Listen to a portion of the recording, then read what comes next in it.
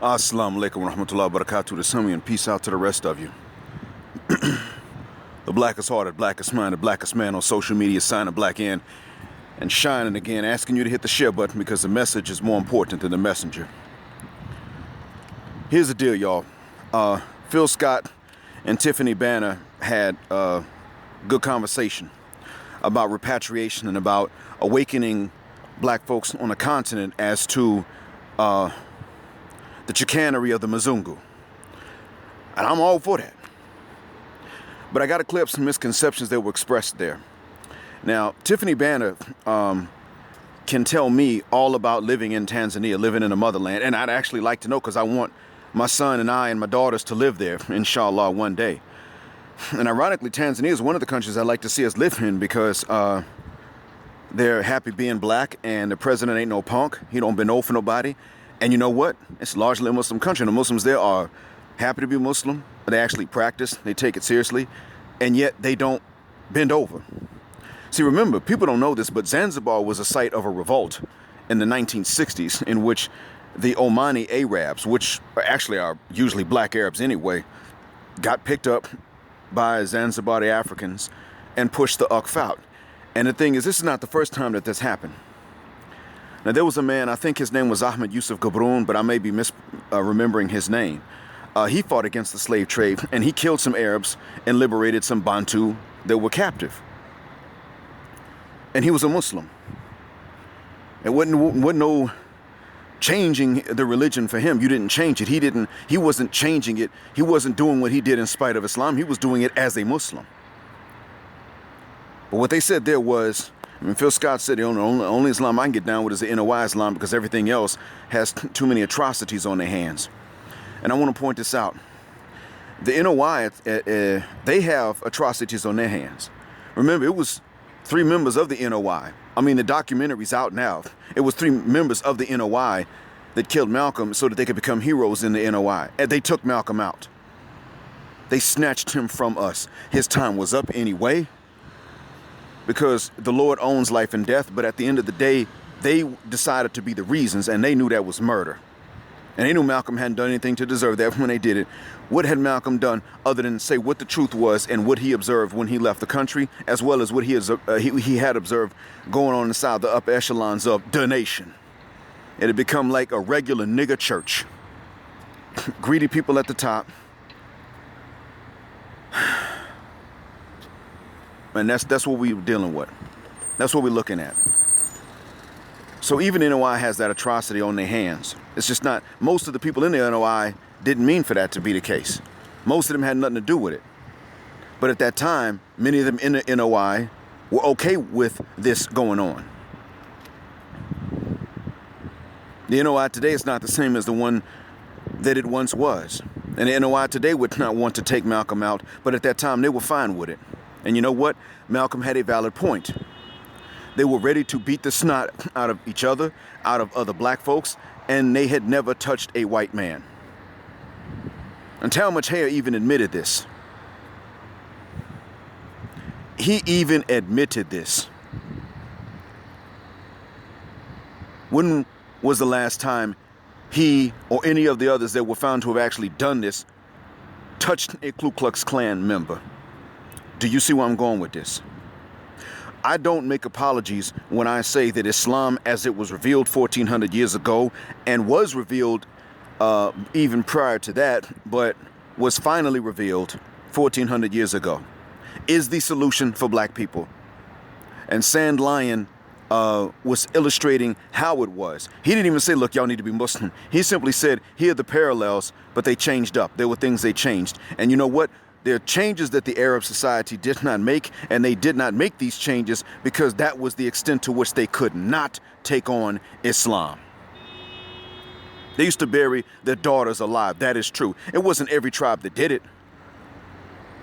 One of the first 4 Khulafa, Umar ibn Khattab, may Allah be pleased with him, came from a tribe that did not do this. There was a hadith circulating that he cried about having done this to one of his daughters, but in the history books there was no record of such a daughter being born, and his tribe did not do this. And there were even tribes that would go, and this is before Islam, there were tribes that would be waiting at these so-called picnic sites, And they would say to fathers, listen, if you're worried about this, we will raise them and find good husbands for them when they get older.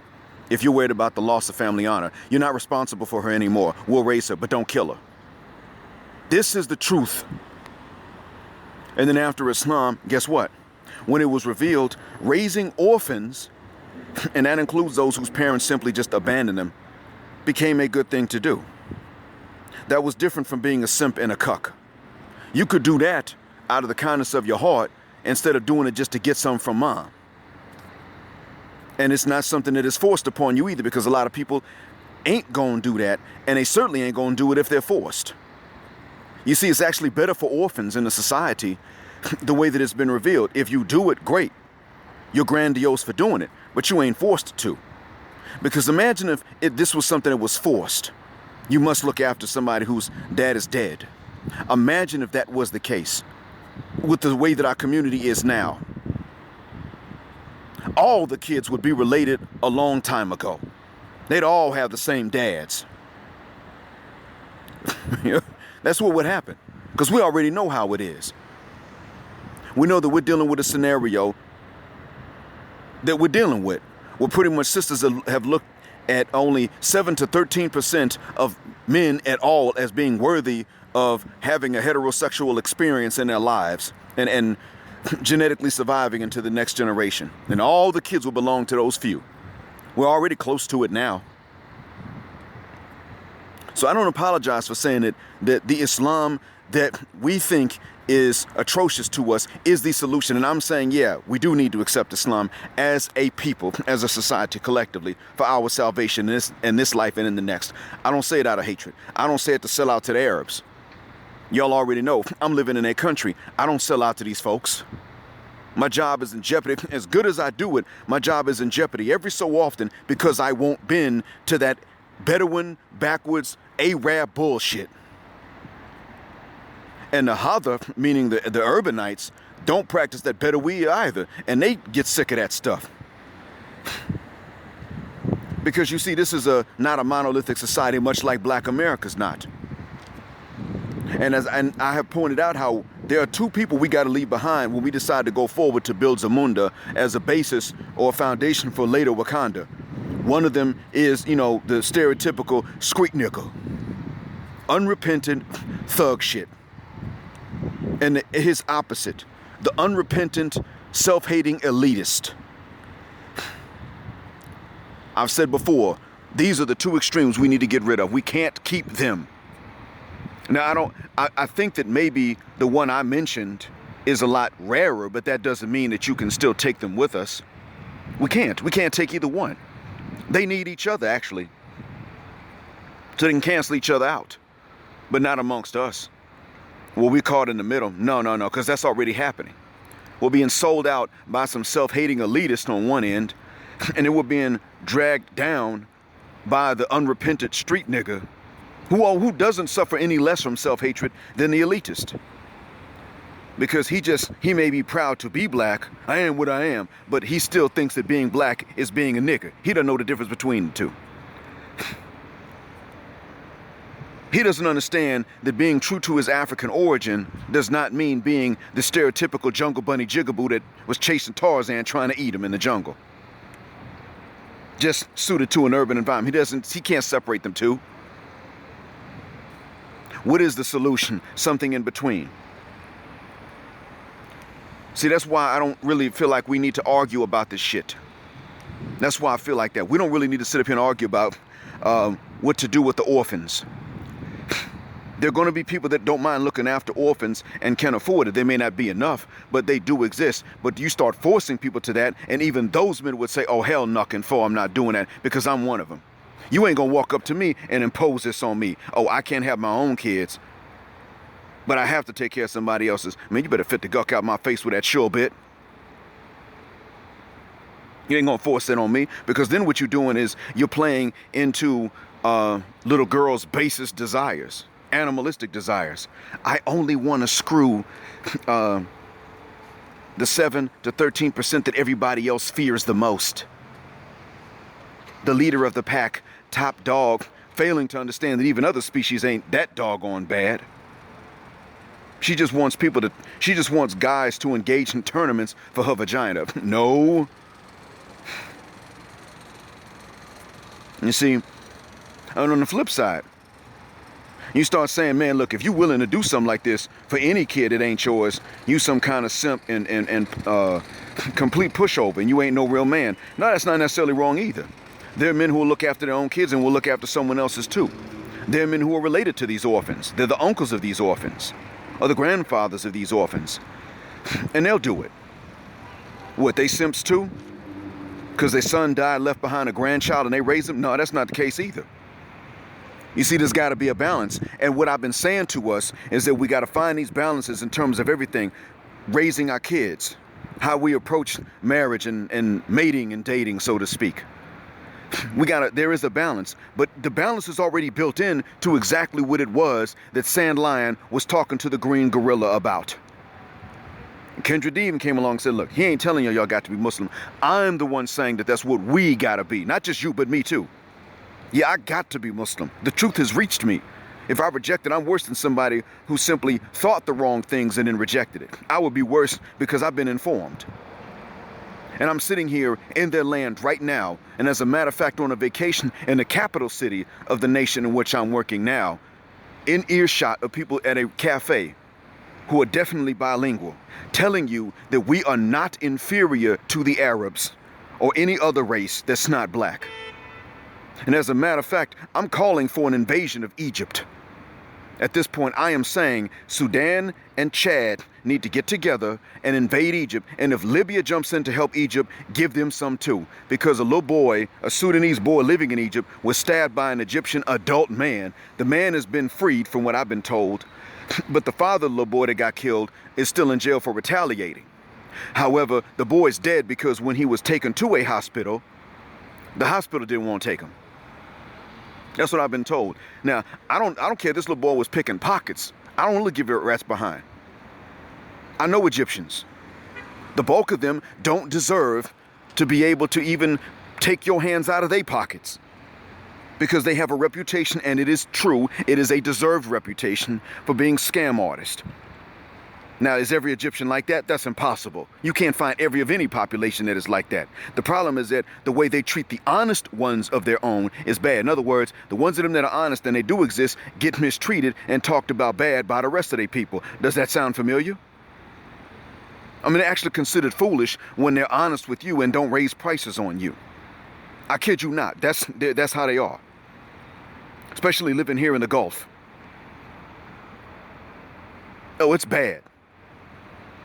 The same way we view Nigerians, like all black folks that aren't Nigerian, look at Nigerians kind of sideways because we don't trust them. Yeah, well, guess what? It's the exact same thing with the Egyptians amongst the Arab world. Everybody looks at them like that. As soon as they talk with that game accent they got, everybody starts saying, uh-oh, let me check my wallet, make sure I still got my money on me. Because this nigga's going to try to scam me. And when they try to sell something to you like, nope, that's okay, I don't want it. Absolutely not. Nope, I wouldn't buy a cigarette from you. Because if the cigarette was good, you would consume it just to enjoy something of quality. They don't even trust each other. And the sad thing is, just like all Nigerians ain't that bad, it's the same with Egyptians. It's mostly Cairo and Alexandrians that are shysters. Because, you know, they're like the New York and the Boston or the New York and the Philly of Egypt. So, you know, those are the big cities with the hustlers, fast, slick talking. And, you know, I guess they got to be like that. These are really crowded cities. But you go into other parts of Egypt and it's chill. And so you got people that aren't from these parts of Egypt, and they get a bad rep when they leave the country and go work somewhere else because some shyster from Cairo who had the job before them and upped that fup. So when you really take time to go other places, you begin to see that a lot of what we've been talking about ain't true. Phil Scott was right. Tiffany Banner was right about something else. We don't necessarily have friends and allies. We've got a few exceptions, but most people are not on our side. Actually, many people that just don't care one way or another, but they don't trust us either. But see, there's a difference, and you got to learn these nuances. And you learn these by taking the time to see for yourself what is true that other people are saying and what it is not true that people are saying.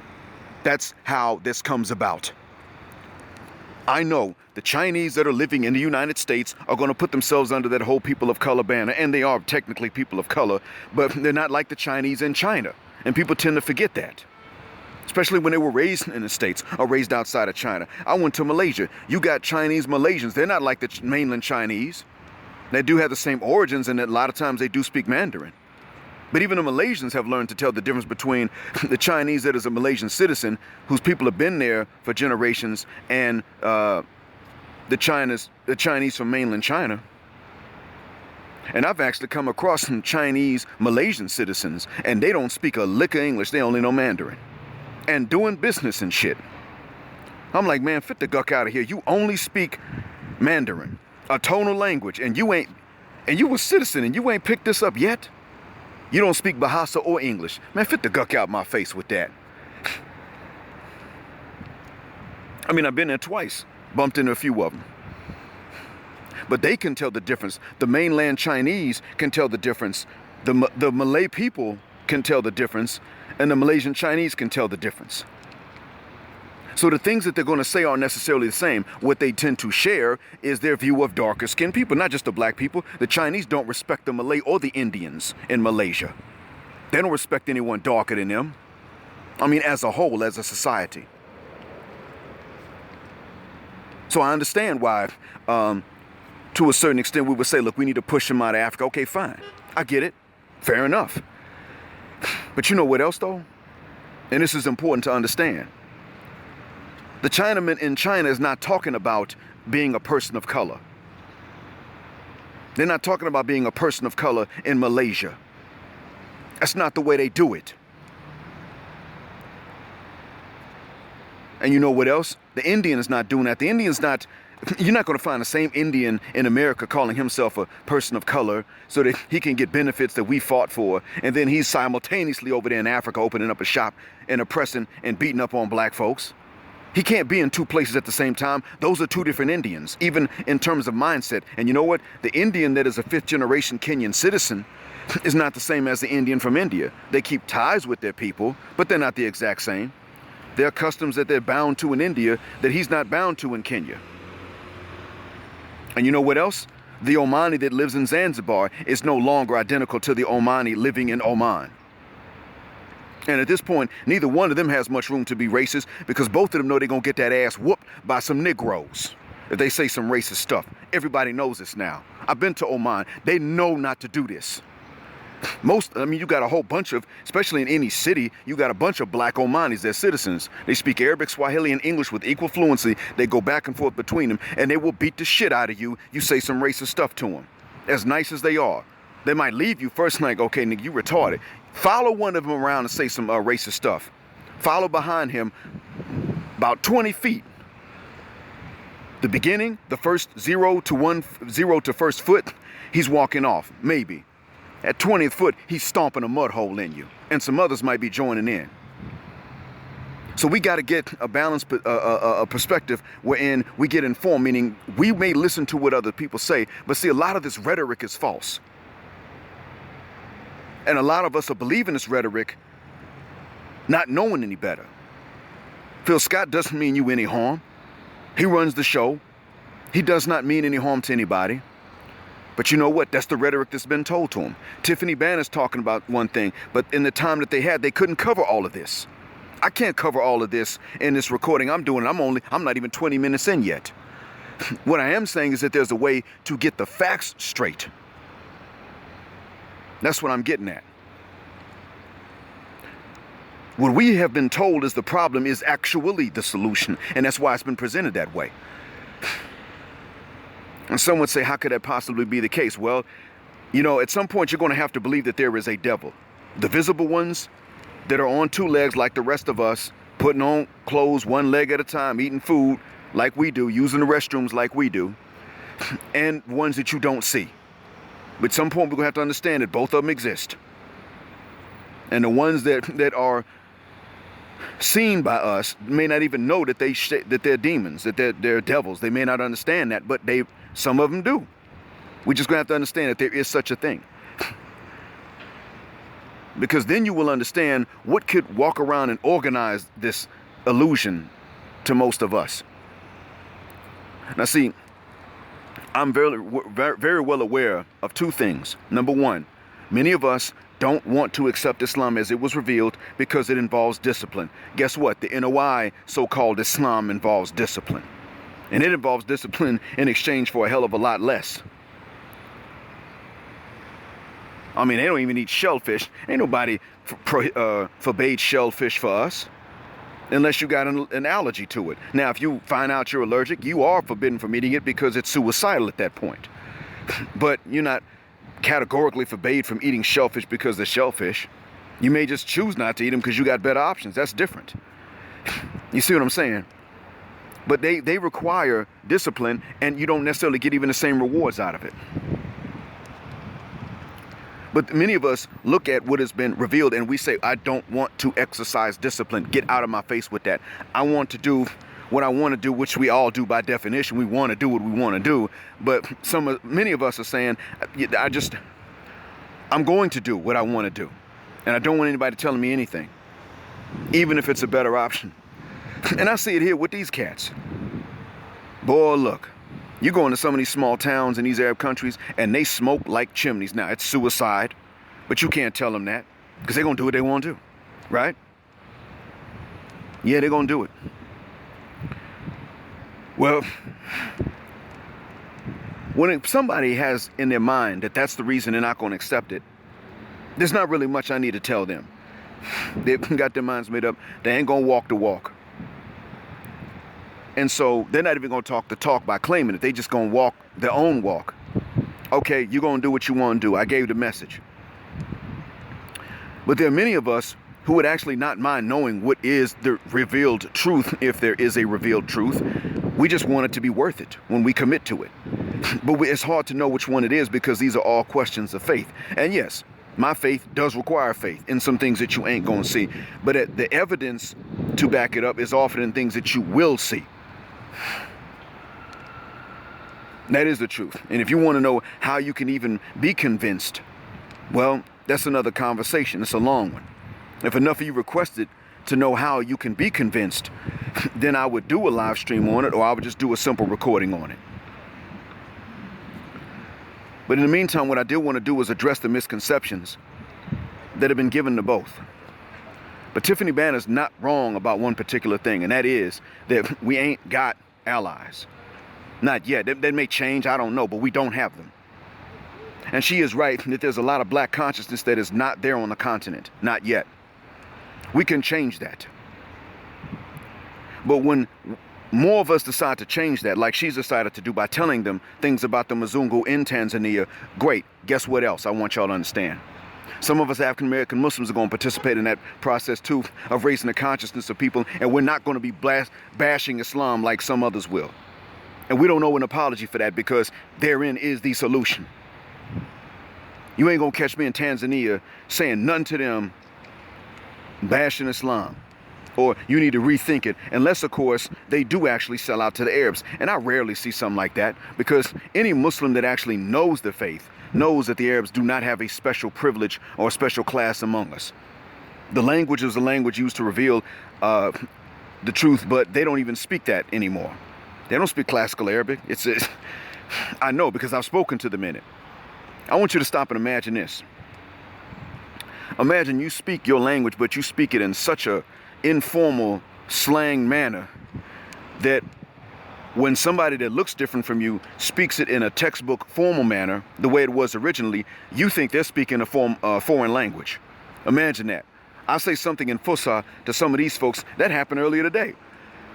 I had to search some students that were coming into an exam hall because they want to bring their phones sometimes, and we're like, no, you can't have that, not anymore, because y'all cheat too damn much. No more cell phones. No earphones and no smart watches either. None of that. Just no. Anything you can use to communicate with an internet network or Wi-Fi, anything like that, you know, take that, leave it in your car, come back. So I finished one student, and he said something really quick in Arabic, and I said, can you say that more slowly? Now, this was in Arabic. I told him, can you say that more slowly? Because he was too fast. Dude said to me, I don't speak English. I had to turn to him and say, hold up, man. I didn't say anything in English. I asked you to repeat what you said slowly. Now, what was your question in Arabic? He said, oh, Where is 1305? I said, okay, it's behind you, same hallway, but go one level up. There it is. Don't you ever confuse my Arabic with English again. Dude was stupid. That's how I know. So how is a people like this going to have any kind of special privilege in class? Matter of fact, they're one of the most hated groups. You really want to know the truth about the Muslim world? Black folk ain't hated as much as they are. They actually are hated in certain areas.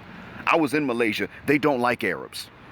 And even the Arabs in Malaysia are in a conflict about this, because you got ones that come from North Africa and the Mediterranean or Yemen, and they go there and they live there and they work, and they're not trying to cause trouble. They just don't know how to drive and they can't stop smoking.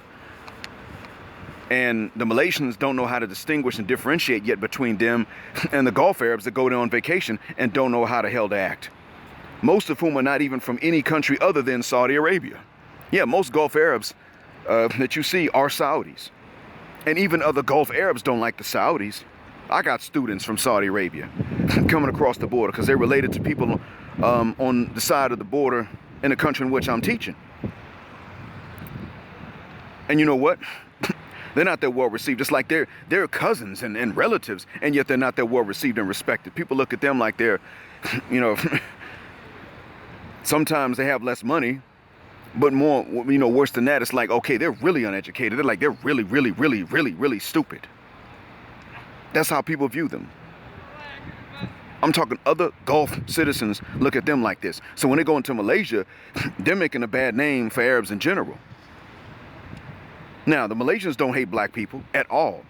They actually distinguish between Nigerians and other black people. That's a big difference. When it comes to Arabs, they don't know how. I actually had to defend some of them. Had to explain Arabs are not monolithic. They're very different from each other. I had to explain this to some of them. And here we are walking around looking right dead smack at the solution, thinking it's part of the problem. This is not like Christianity. It's not like Christianity in that regard. And even then, you can argue that Christianity was never really the white man's religion. It was just packaged as such and taken into Africa outside of Ethiopia. I mean, even in Egypt, it was taken as a white man's religion, because Trinitarian Europeans were the ones that were ruling Egypt before the Arabs came in and conquered it and made it a Muslim country, if you really want to know the truth. And the people in Egypt were looking forward to this liberation, because they were not triune Christians. They were Christians that believed that Jesus was the Messiah, and they did not believe that he was God or the Son of God. These were the type of Christians they were, and they were being oppressed by Trinitarian Christians out of Europe. So even when some of us say, you know, Egypt got invaded, that black kingdom, pharaohs got invaded by these Arabs. No, the pharaonic times are already done with by that point. So they actually came in as liberators. I'm sitting up here telling you that I don't kiss up to the Arabs, yet to give credit where it's due, I have to admit that they came in as liberators to Egypt, because those were the original ones. They were the first generation. They were the Sahaba, the companions of Muhammad sallallahu alaihi wasallam. And as a matter of fact, there was a non-Muslim lady in Egypt whose house was seized so that a masjid could be built. She wrote a letter to Omar, and it reached him in his capital, which I think at that time was Medina. Now, Amr was the governor of Egypt. Omar was the caliph of the empire. And Omar replied to Amr in the letter. He said this lady said that her property was seized for a masjid to be built on it. And he drew what looked like a circle cut in half, lying on, you know, lying next to it, two halves of a circle lying next to each other. And Amr knew what that meant, because Amr and Omar, before Islam, had traveled on business into Persia to sell horses. And a prince in Persia happened to come across them with his entourage as he was traveling. And he saw these fine Arabian horses and said, I'll just help myself. And he just took them. So when Omar and Amr finally reached one of the major cities, they requested an audience with the king, saying they had information about a prince.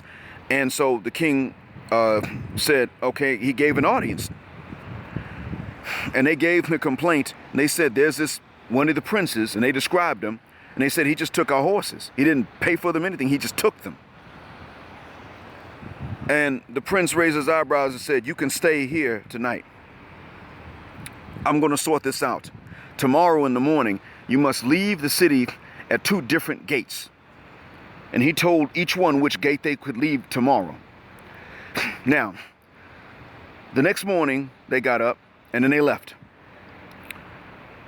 Each one, Amr went to one gate and exited. Omar went to another gate and exited.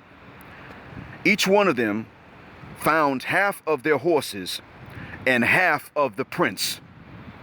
The king killed his own son for stealing horses from businessmen.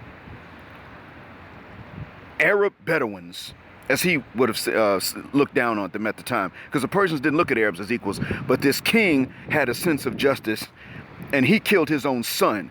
And what Omar was saying to Amr, who was a dear friend of him, what he was saying is, if you oppress the people like that prince oppressed us, I will do to you what his own father did to him. And if you don't, I won't. That's what the message was. Amr understood it. He returned the property to the lady. This has happened. This is the solution we're looking at, and we're being told it is the problem. But the truth is, oftentimes when we accept Islam, as much as many other people don't want us marrying them, and even that's not true all across the board. Southeast tropical Asia is not like that.